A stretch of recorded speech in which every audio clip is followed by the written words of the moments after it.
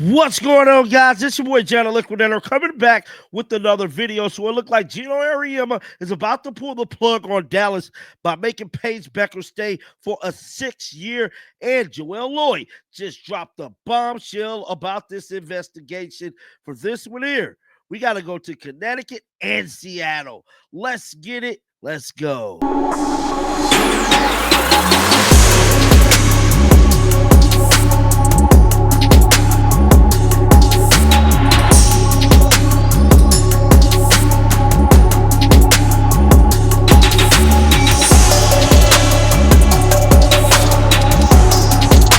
Biggest topic of the day yesterday was none other than Paige Bueckers, because the Dallas Wings won the lottery draft. Now, the lottery draft went down yesterday evening at about 5 o'clock, aired on ESPN, and the Dallas Wings had the #1 pick.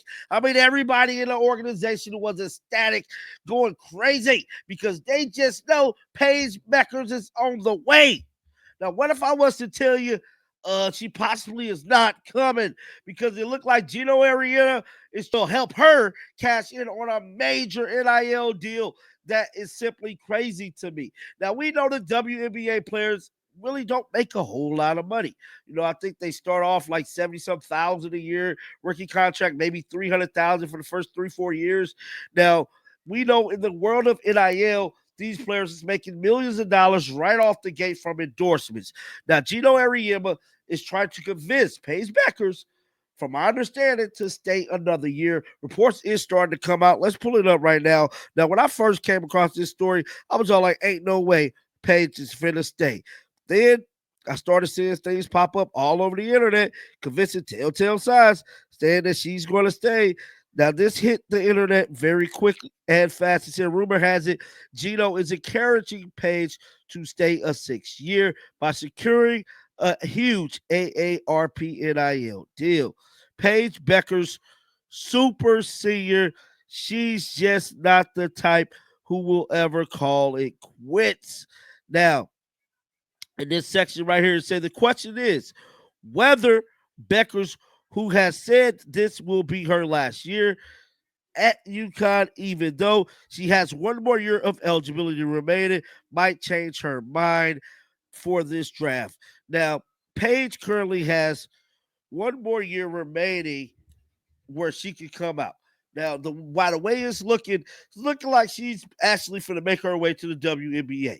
Now, with news like this dropping today, and so right now, don't nobody know what the hell Paige for to do. But one thing I will tell you, this is Geno Auriemma. What he's doing, man, he like to disrupt stuff. He like to have his name being connected to it. That's something I've been noticing since I've been covering the WNBA for this last little bit of time. It's that Geno is the type of guy that want to keep his name hot in some way, shape, or form. And I feel like this is definitely a way for him to keep his damn name hot and keep his name connected to it. I don't think this is about Paige. I think this is about Geno Auriemma. I really do, guys. But definitely let me know your thoughts about this, because I found this to be pretty crazy that he would want her to stay another year. Now let's check out what the comments said about this whole thing real quick. Let me see. This person said if Paige bails, maybe that prompts Sabally out and they get a lesser head coach, and Dallas back in the lottery draft in 2025. Then she goes to the Wings in a much lesser favorable situation. She bottled it last year. If she bottles it again and is still playing in college at bloody 24 years old, she will be a laughing stock. Now, she currently is, I believe Paige is 23 years old. She kind of pushing it, bro. I ain't gonna lie to you, dog. With possibly Stan, I really think her age could possibly play a factor. This person stated if she wanted to be in LA so bad, she would have declared 4 last years. I don't get that, what they mean by that. I hope she does, just for Dallas to get the first pick again in 2026. Paige has the chance to do the funniest thing ever. Hey, this just means she can pick where she goes. In a sense, she kind of can. She can pull an Eli Manning. No, it looked like, speaking of Eli Manning, to me, this is my theory, This looked like Geno is doing an Eli Manning dad situation. I don't believe Geno want her in Dallas. That's just my theory. A lot of people have been saying Enrique teamed up with Paige. It's not a good look. Uh, both of these players is ball dominant, and it's just going to be a weird situation having two ball dominant players on the court. We've seen time and time again where history has prevailed, where this do not work, having two ball dominant players. Look at KD and look at Russell Westbrook situation back in OKC way back when. It just never worked out. But at the end of the day, I guess we got to wait and see. Moving on to another story that is part two to the Seattle situation. So we know Seattle took the lead by storm this past weekend. Let it be known, dog, that they will be under investigation.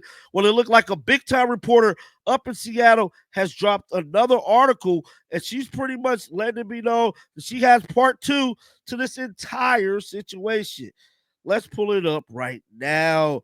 Now, guys, this has definitely been a huge talking point in the media is this Seattle situation because a lot of people is just stunned with all of the information that has come out about this entire thing.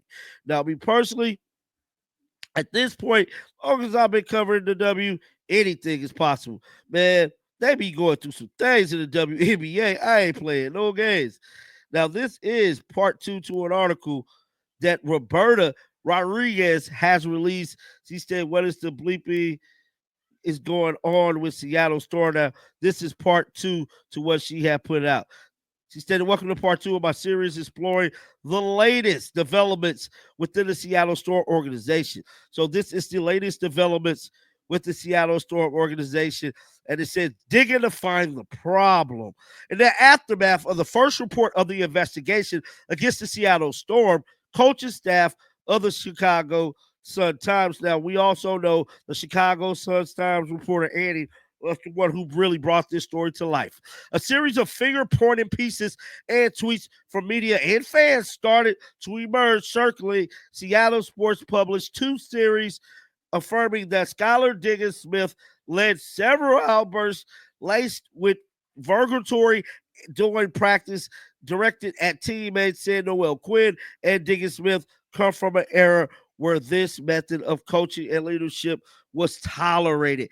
Fans promptly responded by bringing up instances in the SDS quarreled with a teammate and organization she was involved with. Now, bench mark and bonus check, not a cheese. During the Seattle Superstar exit interview, Jewell Loyd was very open about her shortcomings this season. Let's check out what she had to say. Roll the One footage. question, and we'll try to get to as many as we can. One question. Hey, Joe, how you doing? Good, how are you? Hey, just haven't had a chance to talk to you in about a week and a half, maybe 2 weeks. So just with your injury, just how did it happen?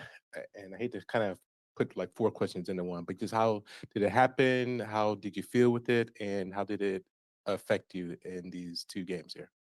Yeah, it was just a misstep, body shift. Honestly, just a random injury. Like honestly, like I couldn't. If I tried to do it again, I probably couldn't. It just happened like wrong timing, kind of thing. And I've been really healthy. Never really had any issues with my knees.